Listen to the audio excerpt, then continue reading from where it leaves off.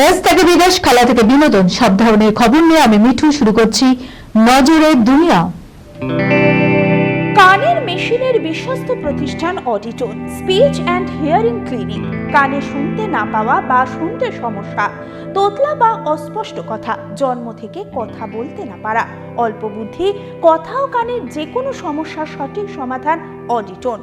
অভিজ্ঞ চিকিৎসকদের পরিষেবার সাথে পাবেন কানে শোনার পরীক্ষা ও যন্ত্র, কান ও গলার ছবি, speech therapy, OAE, BERA, ASSR, ENG, VNG, ইকজি, ভেস্টিবুলার, সাইকোলজিক্যাল পরীক্ষা ও কাউন্সিলিং। বিশদে জানতে যোগাযোগ করুন।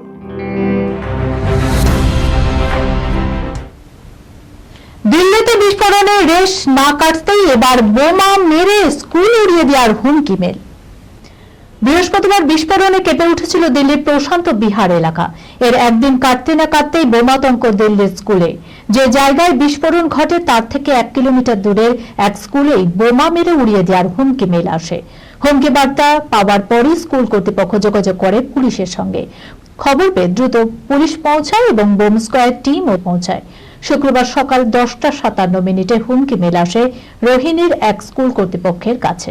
পুলিশকে জানানোর পর পড়ুয়াদের দ্রুত বাড়ি পাঠানোর ব্যবস্থা করানো হয়। খবর দেওয়া হয় অভিভাবকদের। উদ্বিগ্ন হয়ে স্কুলে ছুটে আসেন অভিভাবকেরা। এরপর পড়ুয়াদের নিরাপদে বের করে দেওয়ার পর গোটা স্কুল খুলে দেওয়া হয়। তন্ন তন্ন করে তল্লাশি চালানো হয় স্কুল চত্বর এবং আশেপাশের জায়গাগুলোতে, কিন্তু কিছুই পায়নি বোম স্কোয়াড টিম এবং পুলিশ। কোথা থেকে এই হুমকি মেল এসেছে তা খতিয়ে দেখছে পুলিশ। অপহরণ করে বানানো হলো কৃতদাস। 31 বছর পর বাড়ি ফিরলেন উত্তরপ্রদেশের এই যুবক। ভারতের মাটিতে মধ্যযুগীয় কৃতদাস প্রথা। শুনতে আশ্চর্য লাগলেও বাস্তবে এমনই ঘটনার ছবি ধরা পড়ল রাজস্থানে। 31 বছর ধরে শিকড়বন্দি জীবন কাটিয়ে অবশেষে পরিবারের কাছে ফিরলেন উত্তরপ্রদেশের এক যুবক। ঘটনা প্রকাশ্যে আসতেই রীতিমতো শোরগোল শুরু হয়েছে। জানা গেছে 31 বছর আগে অপহৃত হওয়া ওই যুবকের নাম ভীম সিং ওরফে রাজু। উত্তরপ্রদেশের গাজিয়াবাদের বাসিন্দা ছিলেন তিনি। 9 বছর বয়সে স্কুল থেকে ফেরার পথে তাকে অপহরণ করে নিয়ে যাওয়া হয় রাজস্থানের জয়সলমেরে। এতদিন সেখানেই বিনা পয়সার শ্রমিক হিসাবে কাজ করতেন। বিনিময়ে তাকে দুবেলা খেতে দেওয়া হতো ডাল রুটি। রাখা হতো লোকচক্ষুর আড়ালে পশুর মতোই। কোন রকমে এক ব্যবসায়ের সহযোগিতায় সেখান থেকে পালায় এবং পরে পুলিশের তৎপরতায় বাড়ি ফিরে যায় সে। টার্গেট 90 দিনের মঙ্গলে পা রাখার। কোন মহাকাশযান তৈরি করছেন মার্কস? গতির যুগে একটিও সময় নষ্ট করা মানে বড়সড় ক্ষতি। আর দুধে ব্যবসায়ী তথা বিশ্বের অন্যতম ধনকুবের হিসাবে এই আপ্তবাক্য অক্ষরে অক্ষরে মেনে চলেন টেসলা কর্তা এলন মার্কস। আর তাই তার সংস্থা স্পেস এক্স এর হয়ে তিনি পরিকল্পনা করছেন এমন দ্রুতগতির মহাকাশযান তৈরি করার, যা 6 থেকে 9 মাসে কোনো দূরত্ব অতিক্রম করতে পারবে না, মাত্র 3 মাসে, মানে 90 দিনে। পৃথিবীর পড়শি গ্রহ মঙ্গল নিয়ে মহাকাশ বিজ্ঞানীদের আগ্রহ কৌতূহলের অন্ত নেই।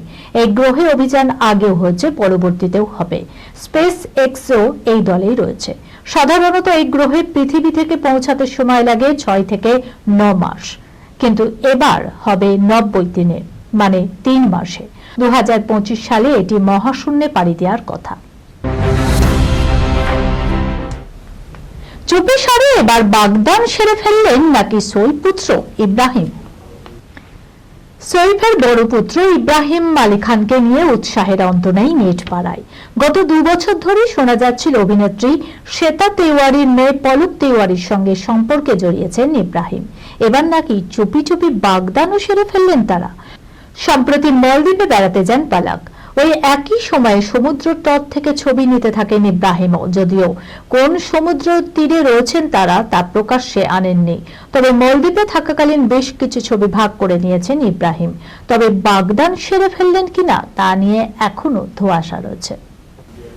এই খবরের সঙ্গে শেষ করলাম আজকের নজরে দুনিয়া। আপনারা দেখছেন TV 24 বাংলা, সংবাদ বিনোদন সারাদিন সারাক্ষণ।